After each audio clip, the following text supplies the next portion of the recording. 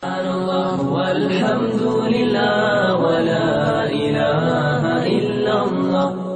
Subhanallah walhamdulillah wa la ilaha illallah. قل إنما أدعو ربي ولا أشرك به أحدا قل إني لا أملك لكم ضرا ولا رشدا قل إني لن يجيرني من الله أحد ولن أجد من دونه ملتحدا إلا بلاغا من الله ورسالاته ومن يعص الله ورسوله فإن له نار جهنم خالدين فيها أبدا.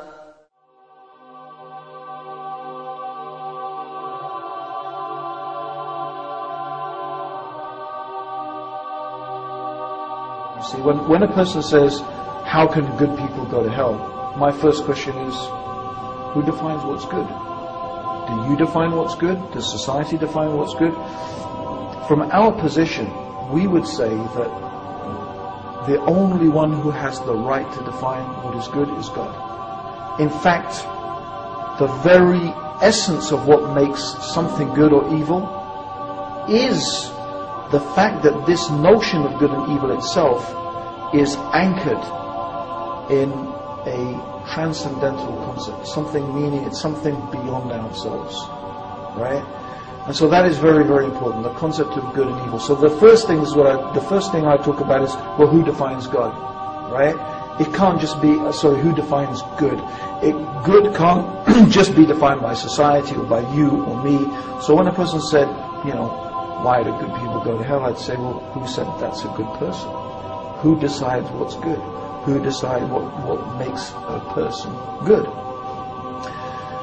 The other way to think about it is that truly good people don't go to hell. And truly good people, as far as God has defined it, as far as the Creator has defined it, good has a foundation. And that foundation starts with that person's relationship and recognition and obedience and submission to God.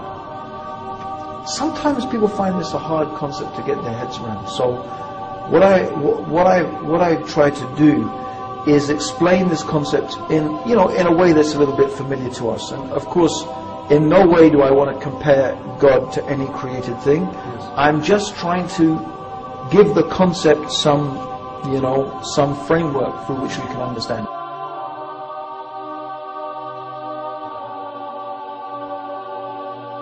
I want you to imagine, right, Eddie, you're a sort of journalist, right? And the Dean Show, you have the Dean Show. You decide one day, you hear about this guy he's a really good guy. He gives lots of charity.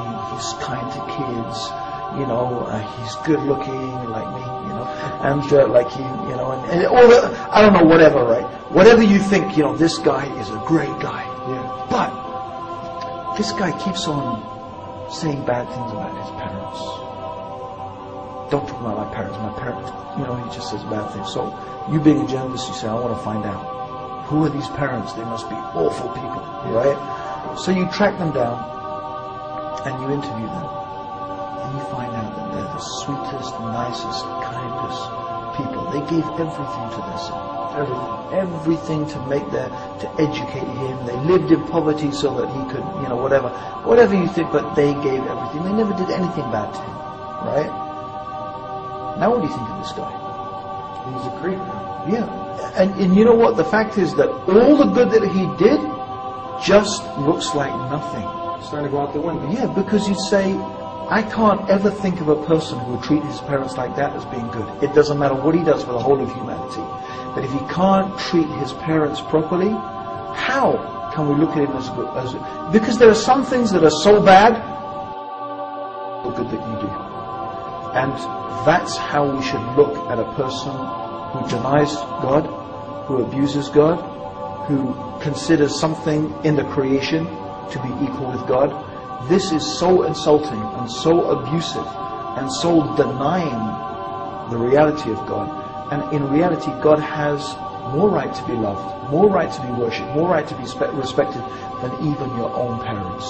I mean, God gave you your parents, right? So this really emphasizes the point that you can do something that is so bad that it outweighs all the good you can do. And that is what shirk, or making partners, or making equals, denying God, denying God's prophets, denying His religion, turning away from God. In the eyes of God, it is so bad that whatever you do outweighs the evil of making partners with God, of denying God, outweighs whatever good you can do.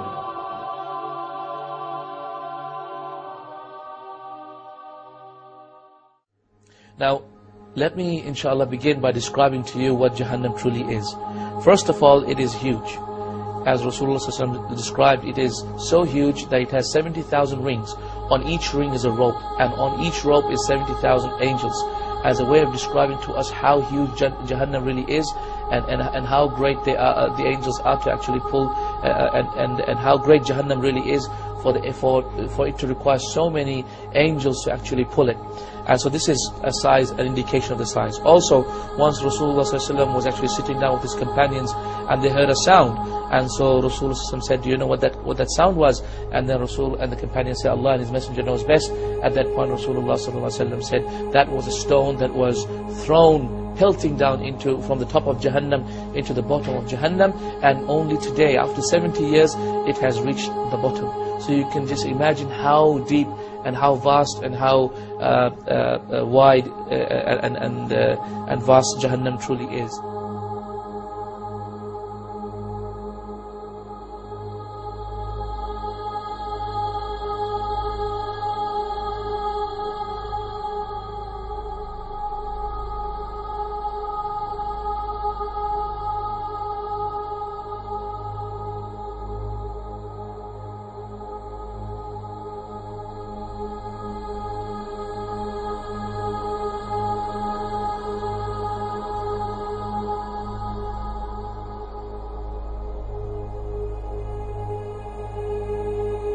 Also, we find that Rasulullah ﷺ had also described to us that the disbelievers in Jahannam will be made huge, meaning their bodies will be actually expanded.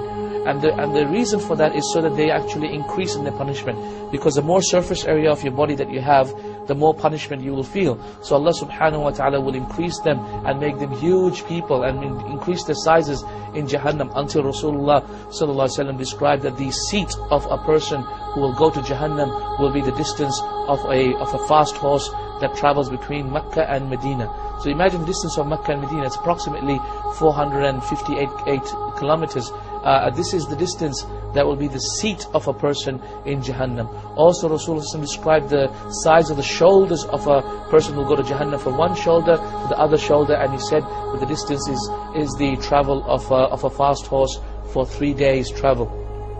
Also, we find that Rasulullah said in another authentic hadith, and these are primarily in Bukhari and Muslim, the hadith. And subhanAllah, if you just read Bukhari and Muslim regarding the description of Jahannam and the Quran, you will find a tremendous example and description of Jahannam in there. And we find that Rasulullah said that the molar tooth of a disbeliever in Jahannam will be the size of the mountain of Uhud. Will be the size of the mountain of Uhud. And brothers, the mountain of Uhud is not a small mountain. It's a great mountain. It's a great mountain. It's a great mountain. Then imagine 32 of them. Then imagine the head. Then imagine the body. Well, the Prophet ﷺ describes the thickness of the skin as also 3 days journey to taste the hellfire and the punishment of the hellfire and the punishment of the hellfire and the punishment of the hellfire and the